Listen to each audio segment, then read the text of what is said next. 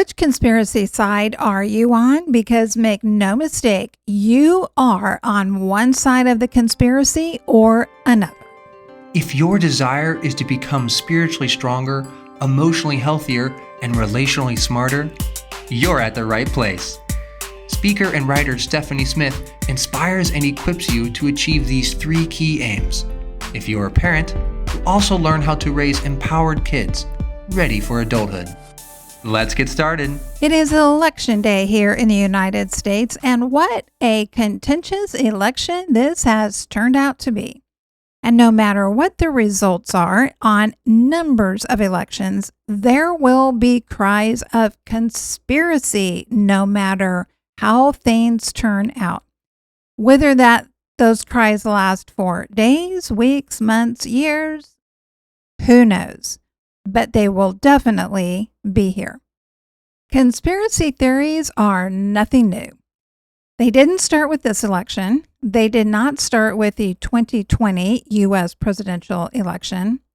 They did not begin with the 9/11 terrorist attacks on the Pentagon, World Trade Center, and what was likely going to be an attack on the White House. You know, one of the longest running topics in the United States that involves conspiratorial questions is the assassination of President John F. Kennedy. But assassination-related conspiracies, well, even those aren't new.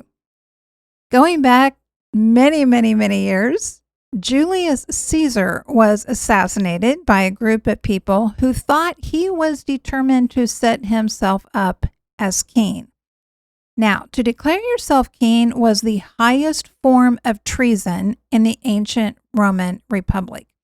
And that's why even when Roman leaders eventually came to rule like kings in the Roman Empire, they were not called kings, not in their official titles and not even in casual conversation. They eventually took Caesar's name as a title, but they never called themselves a king. We can go back even further and we can read in the Old Testament that there was another king. His name was Saul, the very first king of Israel. And he was convinced that there was a young upstart who was out to take over his throne. And that young man's name was David. To be fair, there was some truth to this. Just as there's always just enough truth in every conspiracy to fuel its existence. Because the truth is, David had been anointed to be king of Israel by the prophet Samuel, the very same prophet who had originally anointed Saul. And this happened when King Saul was still living. And yet, David had never given Saul reason to believe that he was trying to dethrone him and to force him out so he could step into that role.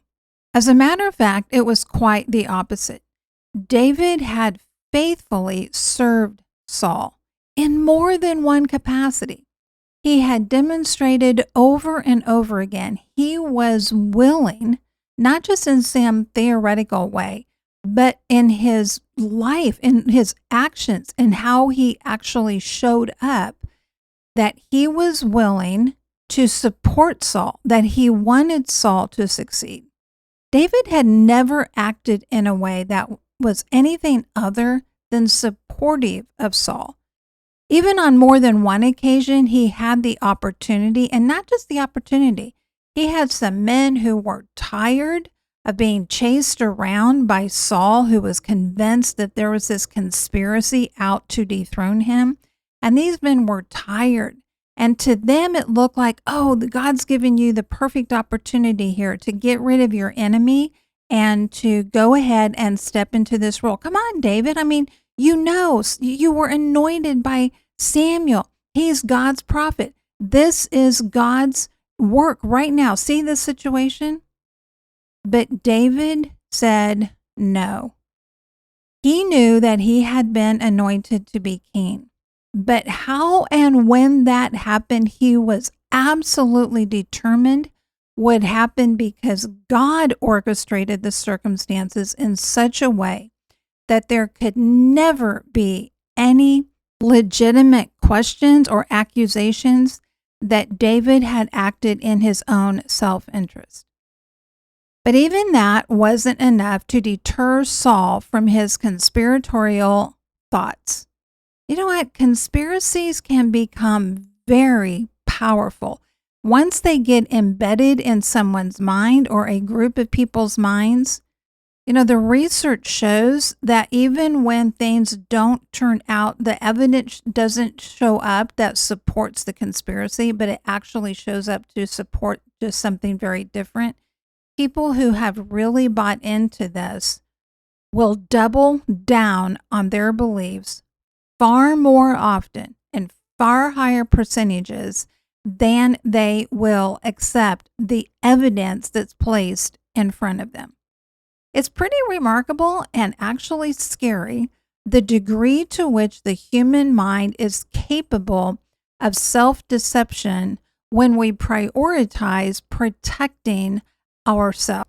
When we prioritize protecting ourselves from the potential embarrassment or what we might feel as shame, as saying, I was wrong. Conspiracy ideas can drive people to think some weird stuff and to even go so far as to commit some horrific acts. But even for those who don't go to the extremes, everyone, and yes, that includes you and I, is involved in a conspiracy. It's not a matter of if, it's just a question, which side are we on? Because you see, the original and the most significant conspiracy began where? In a kingdom. There was a ruler.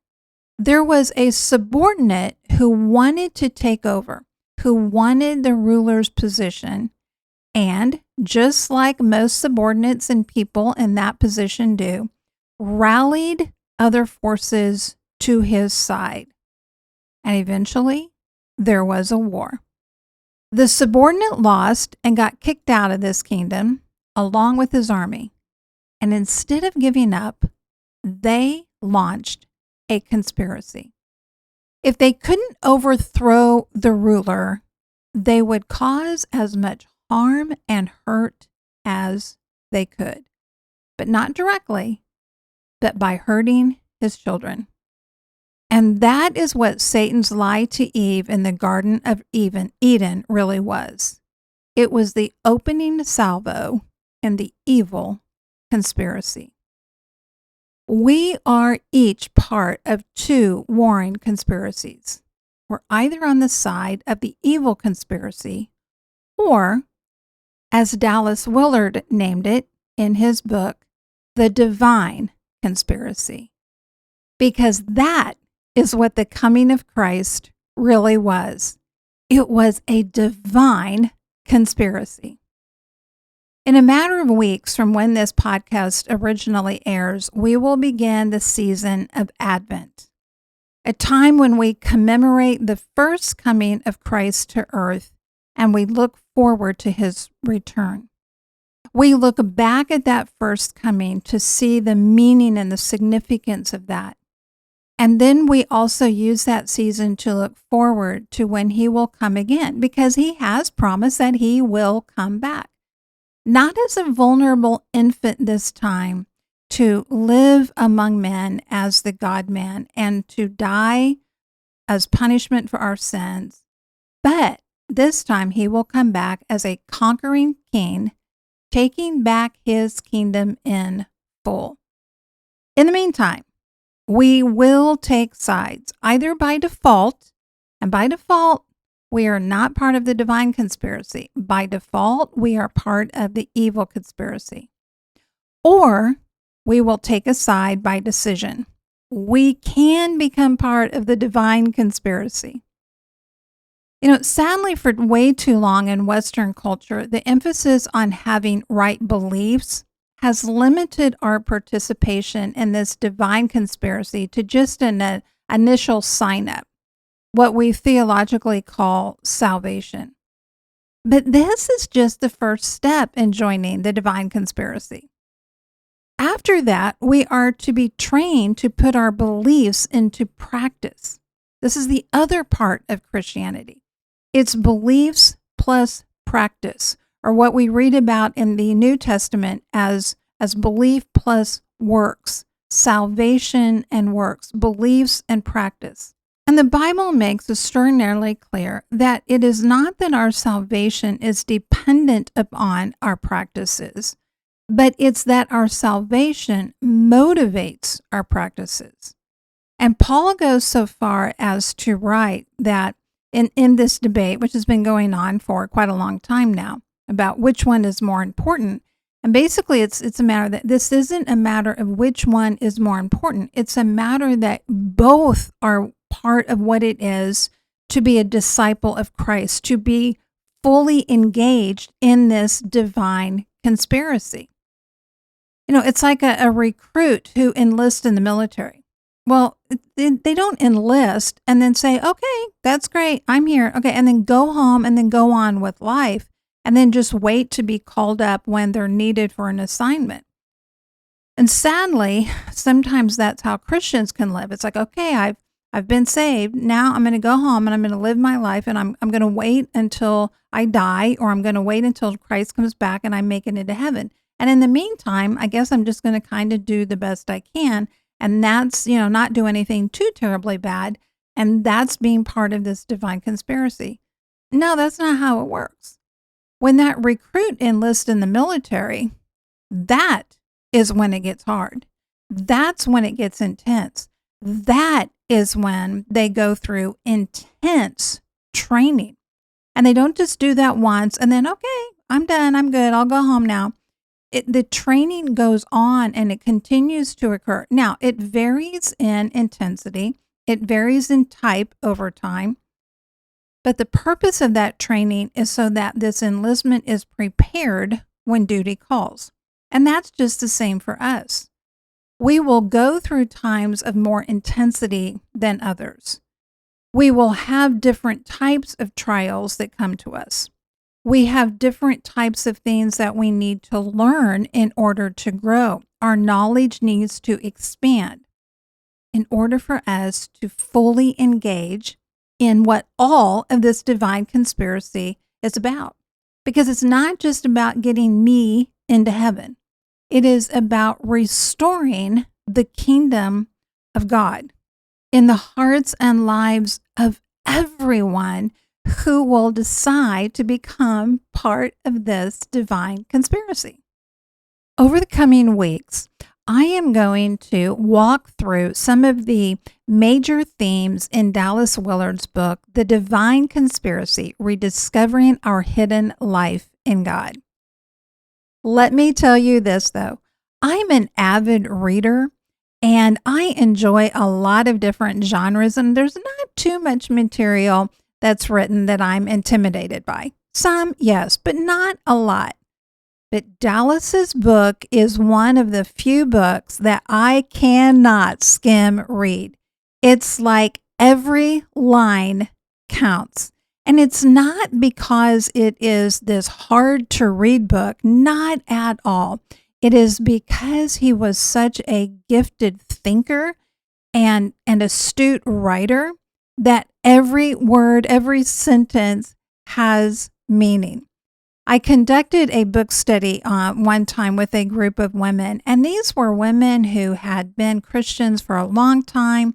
They were learners, they were knowledgeable, they were smart, and we all agreed that this was a book you had to take your time to work through, because otherwise there's so much richness in it that you would miss something.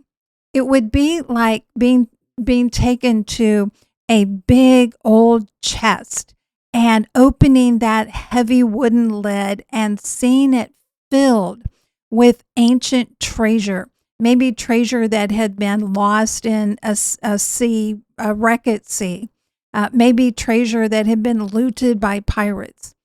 And it's filled with all of these different kinds of jewels and coins and medallions and works of art in small ways. And you would want to take your time pulling out each one And a jeweler would not only just look at each one as an individual, a jeweler is going to put each one of those individual stones under their equipment and be able to look at each individual stone. That would take a lot of time. And we are not going to get that in depth. I wish we could, but I could spend like an entire year doing nothing but covering this book, and we're not going to be doing that. As a matter of fact, coming up in 2025, I have several guest interviews that I'm excited to bring to you. And you're going to be able to hear from a number of other people who have different messages and resources and ways to help accomplish the mission of this podcast and everything that I do, which, if you've forgotten what that is, it's to build spiritually strong, emotionally healthy, and relationally smart women and families. But let's get back to the divine conspiracy. And in this, as we go through this, I will definitely be summarizing because, again, if I don't, it would take me forever to get through this. I encourage you to get this book for yourself. This would be a phenomenal read for you, whether you get the print version or it is available in audio as well. It's about 18 hours worth of audio, and you do not have to sit down and go through it all at once. It's one of those that you can listen to, or you can read, and you can set it aside and you can come back to it. And it's not like a novel that if you let it sit for too long, you have forgotten the characters and the plot and what's this book all about. That's not like this. So I encourage you to get this book because it can absolutely revolutionize your life. And Dallas opens this book by talking about the importance of our ideas and ideas in the culture and tracking through historically how we have come to have the ideologies that we have at work in our culture today.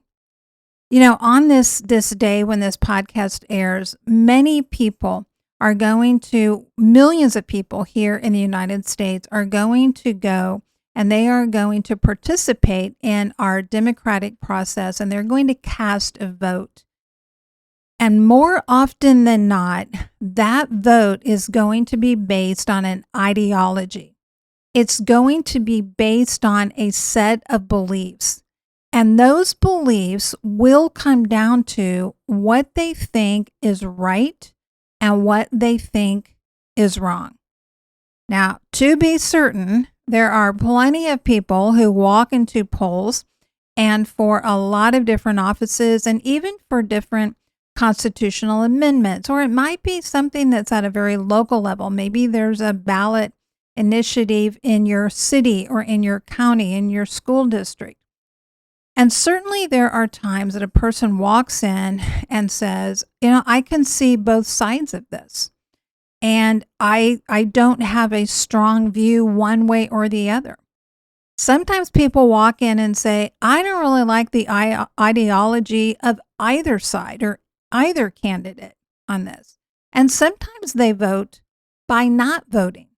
That's a different decision than just excusing yourself from having to engage in this difficult process. But for the most part, even if a person votes by not voting, it's still because of an ideology. It's a set of ideas. It's a set of beliefs. And they're not just these abstract preferences. They are grounded in what we believe is right and wrong, about my rights and responsibilities as an individual, about the rights and responsibilities of government, about the rights and responsibilities of other individuals. It all comes down to that. All voting ultimately, well, all of life ultimately comes down to, what do I believe are my rights and my responsibilities as an individual? What do I believe are the rights and responsibilities of other people? And then, why do I believe that? What is that rooted and grounded in? And Dallas does a beautiful job of walking us through in an easy to understand way of how we have come to have this idea in our culture and a lot of Western culture, that our beliefs about rights and responsibilities is really rooted in this foundational idea that, well, whatever appeals to me, whatever I think, there is no objective outside measurement of right and wrong. But eventually, that proves to be absolutely impossible in the real world.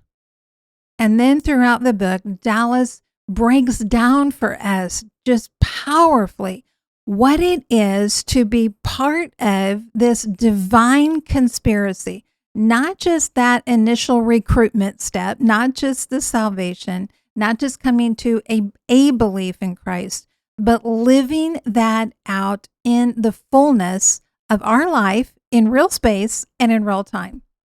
So I hope you'll join me, because you are not going to be disappointed. And especially, again, I encourage you to get the book for yourself and read it, listen to it. Don't be intimidated by it. Just walk through it slowly, because it's absolutely not only okay to do that, but I would actually encourage you to take that approach. A lot of times we can read a book and we kind of skim through it and we can get the meaning and the message, and there's nothing wrong with that. But this definitely is not one of those books that I recommend that you do that with. All right, my friend. Hey, if you are listening to this on Election Day, I want you to remember that God is not sitting in heaven watching the news, waiting to see how this election is going to turn out. God is not having some of his angels sitting over in one side of heaven watching the news from what we might call the left media, and another set of angels over here watching the news and giving him reports from what we might term the right-wing media. God already knows how all this is going to play out. And he is still focused on bringing people into this divine conspiracy that he paid the ultimate price by giving up his son on the cross to die and to be resurrected, so that eventually, when Jesus does come again, there will be people here who are looking up for his return. Not because they just want to escape the mess of this life, but because they have such a deep love and appreciation for him. Hey, if you haven't already, and if you haven't, you need to do this. You need to do two things. Number one is you need to subscribe to the podcast. That way it just continues to show up and you don't have to go back and find it. And actually, I'm going to revise that. You need to do three things. You need to subscribe to the podcast. So whatever app you're listening to this on, just hit that subscribe button. Share this podcast with one friend, with one person, and say, hey, here's something that I think is going to be worth your time listening to. Just give it a try. It'll give you something in common to talk about that's actually meaningful and valuable. And it's not just twaddle that sometimes wants to fill our airwaves or our social media channels. And third, you need to sign up for High Impact, my weekly newsletter. There's original content on there that only my subscribers get. And you're also going to get links to the podcast so it's easy to listen. And you are also going to get at least one resource every week that I recommend and I link to help you to fulfill this mission of being spiritually strong, emotionally healthy, and relationally smart. And why? Because I want to see you maximize your immeasurable, eternal, and irreplaceable impact. Have a wonderful day. Thank you for listening. Visit the website stephaniepresents.com and sign up for High Impact to join the mission of building spiritually strong, emotionally healthy, and relationally smart women and families. You can also book Stephanie to speak at your event and check out additional resources. Together, we can invite and equip generations to engage fully in God's grand story.